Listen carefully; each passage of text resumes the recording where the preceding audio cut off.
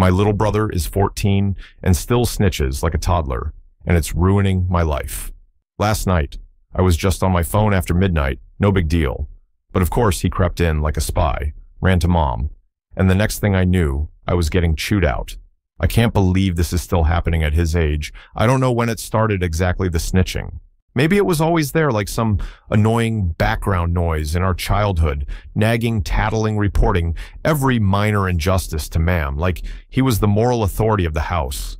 But what really gets to me now is that he's 14, not 4. We're only 2 years apart, me 16, him just 2 grades behind, but sometimes it feels like I'm living with a spy planted by my parents. My little brother Jamie has autism and ADHD. But don't get the wrong idea, he's not helpless or unaware, he's smart, sharp, even. He plays video games like a beast, remembers all the football stats better than I do, and he can talk circles around my mates when he wants to. So when people act like he's just different and doesn't know what he's doing, I want to laugh, because I know he does. He definitely does. I was already on edge that night. It had been a long day. Sixth form's been hammering me lately with essays and deadlines. So when I saw, I didn't have anything until 12:45. The next day, I decided to give myself a break. Me and my mate Callum hopped on FIFA for a late-night match. Just one game to take the edge off. That's all I wanted. The glow from the TV was the only light in the room. My headset was snug, controller in hand, and I was locked in. We were mid-second half when I heard the unmistakable creak of my door. My heart sank. There it was, the look. That half-open door, his mop of dark hair peeking through, and those eyes, watching, calculating. I didn't even have to pause the game to know what was coming next.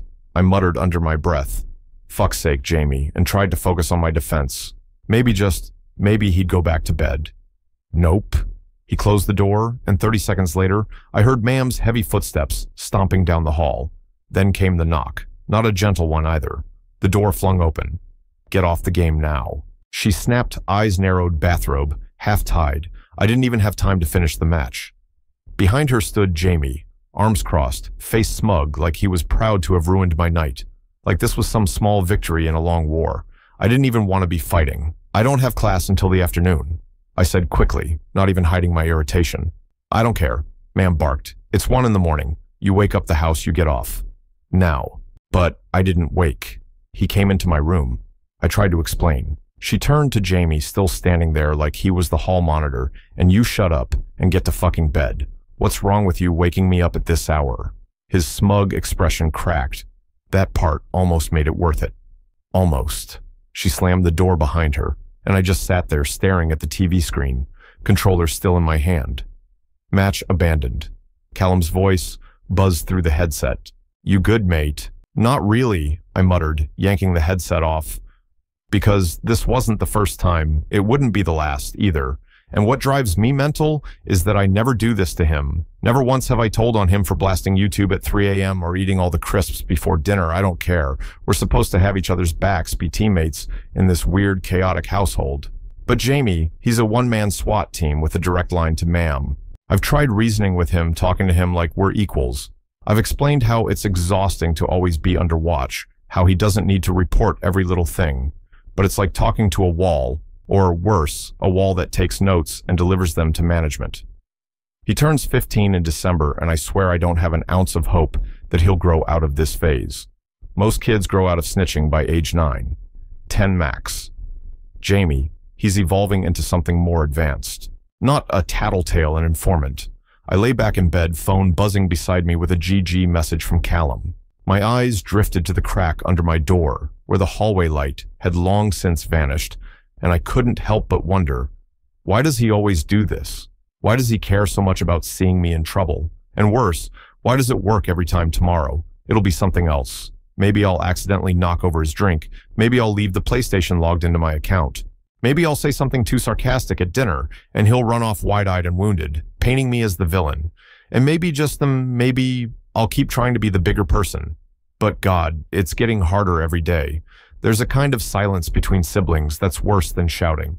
It's that invisible wall where you both know what the other did. You both know why you're annoyed, but neither of you says anything. Just the occasional glare across the dinner table, or the heavy stomp of footsteps down the hallway that scream, "I'm pissed at you." That's how it was between me and Jamie the morning after the FIFA incident. He was already up when I came into the kitchen, sitting there with his cereal scrolling through his phone like he didn't just ruin my night. Ma'am was on her second cup of tea, bleary-eyed from lack of sleep. She glanced up when I walked in, offered a mumbled morning, then went back to staring at the wall. I didn't say anything to either of them. I poured some cereal, sat down at the opposite end of the table, and tried to eat without chewing too loud. Jamie didn't even look at me. I wanted to scream, to shove his phone out of his hands and say, "Why are you like this?" But I didn't. I never do. Because the moment I do anything remotely confrontational, I become the difficult one. I become the older brother who should know better. I'm tired of always being expected to be the bigger person when it's his behavior that's getting worse. I tried again to talk to him later that afternoon. I caught him in the hallway just before he disappeared into his room. "Oi," I said, blocking the door. "Can we talk?" He gave me that same flat expression he always does when he's not in the mood, which is most of the time. "About what?" "About you constantly telling Ma'am stuff that doesn't even matter." He didn't say anything, just looked away. "You know, I didn't wake her up last night," I continued. "You opened my door. You went and got her. You didn't have to do that. I wasn't trying to wake her," he muttered. "But you're not supposed to be playing that late." "Who gives a shit?" "Jamie, I didn't have school till noon. Ma'am didn't care about the game. She cared that you dragged her out of bed." That made him flinch a bit, but still, he didn't apologize. Didn't say, "You're right," or "sorry." Just stood there like I was speaking another language. "I don't get why you keep doing this." I said I never tell on you. I cover for you all the time. "But you can't wait to get me in trouble. I don't do it on purpose," he said, finally, voice flat. "Then why does it keep happening?" I snapped. He didn't answer. He just shrugged and tried to step around me. I let him go. What else was I supposed to do? He shuts down every time we talk. It's like arguing with a shadow. You throw every emotion you have into the air and it just falls flat, swallowed by the dark. Later that night, I talked to Ma'am. I didn't want to, but I needed someone to hear me. Someone to tell me I wasn't crazy for being frustrated all the time. She was folding laundry on the couch, the telly murmuring in the background. I sat beside her quiet for a moment before saying, "Do you ever think Jamie does it on purpose?" She paused mid-fold. "Does what Snitches tells on me, like he enjoys it." She sighed, long and tired. "You're brothers. You wind each other up. That's how it's always been. But I don't do that to him." She didn't say anything. I added, "I don't tell on him. I let so much slide, but with me, one wrong move, and it's like he's got a direct line to you." She gave me that look, half sympathetic, half weary. He sees things differently. Love. You know that I clenched my jaw. He's not stupid. He knows what he's doing. I didn't say he's stupid, but maybe he doesn't always get how his actions affect people. "That's bullshit, ma'am. He gets it. He just doesn't care." And there it was, the line I wasn't supposed to cross. She stood up, arms full of folded towels. "Just try to be patient." "Yeah. Patient. I'm always the one being patient. Always the one letting things go. And Jamie. He gets to hide behind excuses and diagnoses while I'm expected to take it. Every time that night, I lay in bed and stared at the ceiling for what felt like hours. The truth was, I didn't hate Jamie. I didn't even resent the autism or the ADHD. I just hated how everyone used them to explain his behavior, how they acted like I was supposed to be a saint because my brother was different, but he's not that different. He knows what hurts. And he still does it anyway. School, home, repeat. That was the rhythm of my life. And in between that rhythm, there were moments I kept hoping things would shift, like maybe Jamie would finally realize that telling on me every time something mildly inconvenient happened wasn't just annoying, it was hurtful, but nothing changed. If anything, things got worse. It wasn't just FIFA at 1 a.m. anymore. It was when I swore under my breath, when I forgot to put the milk back in the fridge, when I said I'd vacuum but didn't do it straight away. Every single one of those offenses somehow found their way to Ma'am's ears via Jamie. Of course, it felt like living under surveillance. My own brother was the CCTV system.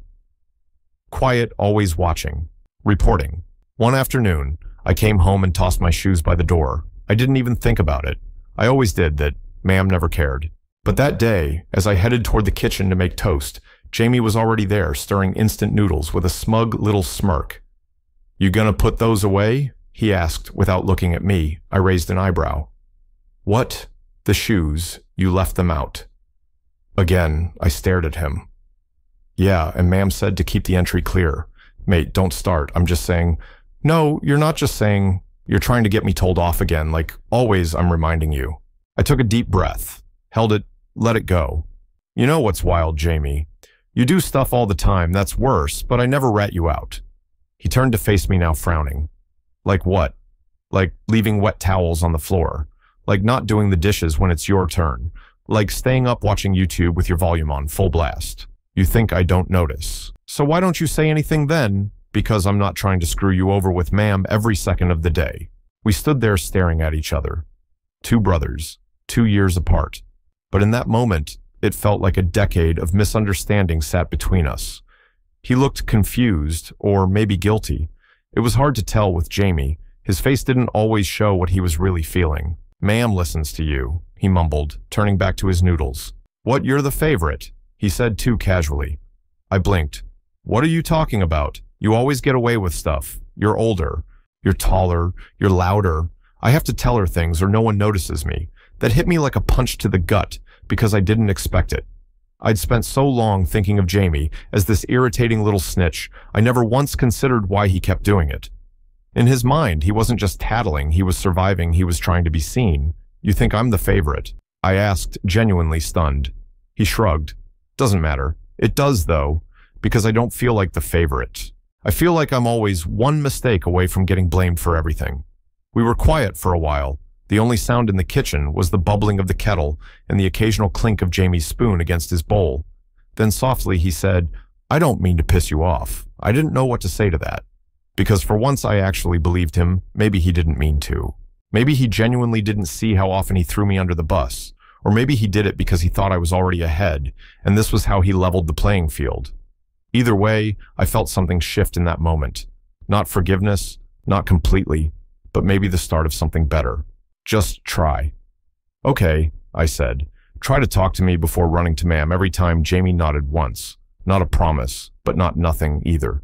Later that night, I told ma'am everything. Not to snitch on him, but to explain I told her how it felt to always be on the defensive, how Jamie's words, even if harmless, constantly put me in trouble, how I was exhausted. To her credit, ma'am listened, really listened. And for the first time in what felt like forever, she didn't brush it off with a sigh or a, he's just like that. She said she'd talk to him, that she hadn't realized how much it was affecting me, that she was sorry. I went to bed that night, feeling something I hadn't felt in a while. Heard, respected. Still tired, sure, but maybe not alone in it anymore. The next few weeks were better, not perfect, not by a long shot, but better in ways that felt real. Jamie stopped reporting on me like he was being paid by the hour. He wasn't sneaking around my door at night anymore, and if I left my socks in the living room, he didn't act like it was a national emergency. It was almost like he was trying. And for Jamie, trying meant everything. I didn't expect things to turn around overnight. I didn't even know if they could. But it felt like for once, we were walking toward each other instead of away. And even ma'am noticed, one night over dinner, she looked at both of us and said, I don't know what's going on with you two, but I'm glad the house is a bit quieter lately. We both chuckled, but I saw the way Jamie's eyes flicked to mine and I nodded, a silent acknowledgement. We were trying. But of course, the peace didn't last. It never really does it? It was a Friday night. Jamie had some mates over for a sleepover, 2 lads from his class. I'd seen them around school, but didn't know them well. I figured they'd be holed up in his room all night, playing Fortnite and cracking jokes, so I stayed out of the way. I went downstairs around 11 to grab a drink and heard them laughing from the living room. Jamie had moved the PS4 there to play on the big TV. Harmless stuff, until I heard one of the boys say, your brother's such a knobhead. Silence. Then Jamie laughed, not nervously, not in defense, just laughed like he agreed. I froze in the hallway just out of sight.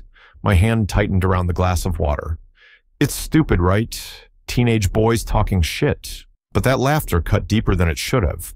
I didn't expect him to defend me like a knight in shining armor, but hearing him join in after everything stung. When the lads left the next morning, I found him in the kitchen pouring cereal. He looked up, already sensing something was off. You good? He asked. I leaned on the counter, arms folded. Why'd you laugh? He blinked. At what? Last night, when your mate called me a knobhead. He shrugged, not meeting my eyes. It was just a joke. Yeah, a joke about me. Your brother. He frowned. You call me stuff all the time. Worse even, that's between us. Not in front of your mates. Not when I've been trying to treat you with more respect than you ever gave me." Jamie looked down at his cereal like the answers were floating in his milk. "I didn't mean anything by it. You didn't stop it either." He pushed the bowl away and stood. "Why do you always make everything so serious? Because you don't take anything seriously until it's too late." I snapped. There it was again. The wall. The old habits. He rolled his eyes, muttered something under his breath, and brushed past me to head upstairs. I stood there, heart pounding, staring at the doorway, and for the first time in weeks, I felt that old distance open up again, like nothing had changed.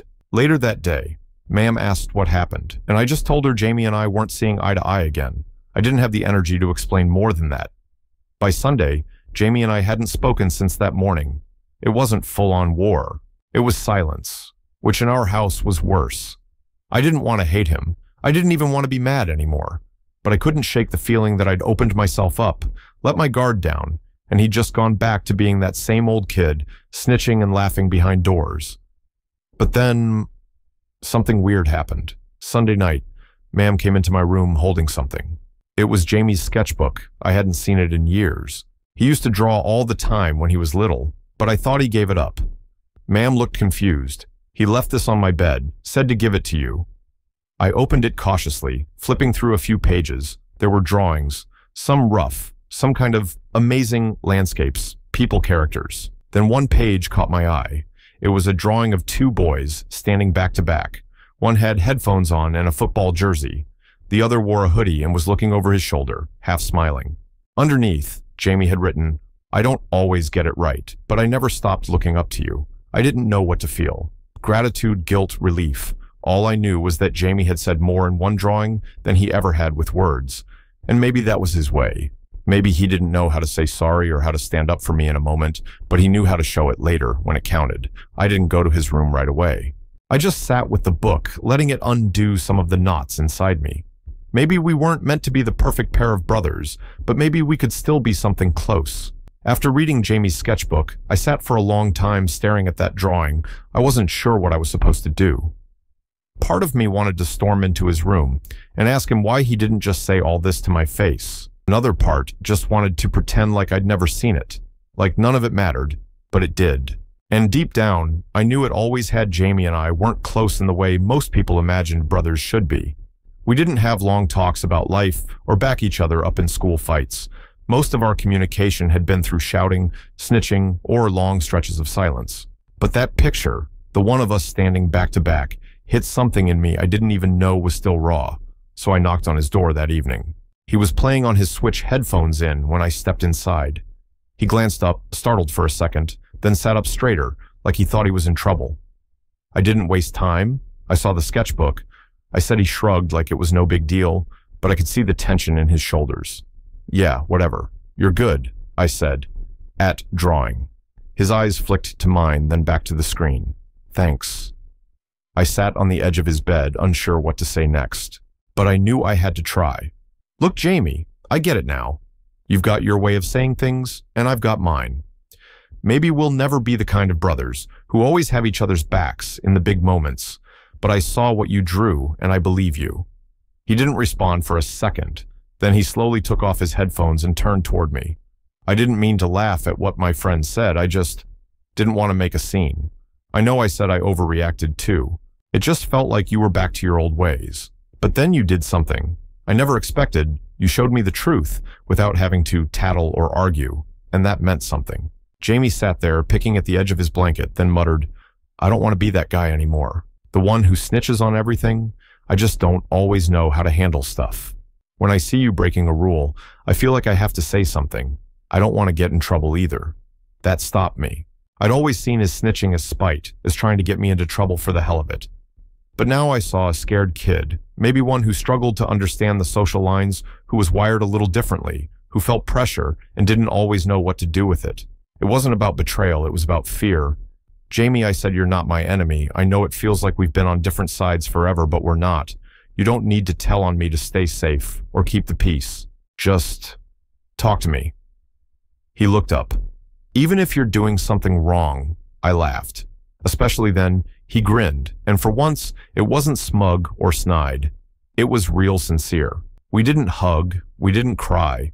We didn't suddenly become best friends who'd share everything from that day forward, but something shifted that night. A truce, a beginning. In the weeks that followed, Jamie didn't snitch once, not even when I stayed up past midnight. And when I caught him sneaking an energy drink into his room one Saturday, I just raised my eyebrow and let it slide. We were figuring it out our own rhythm, one that didn't involve constant shouting or betrayal, one built on tiny bits of trust. And when Ma'am noticed we weren't fighting as much, she just smiled and said, "About bloody time. Maybe brothers aren't supposed to be perfect. Maybe they're supposed to argue and clash and misunderstand each other until one day they don't. Until one day they realize they've been on the same team all along." If you enjoyed this story and want more dramatic emotional tales like this one, don't forget to like, subscribe, and hit the notification bell so you never miss an upload. Your support means the world. See you in the next story.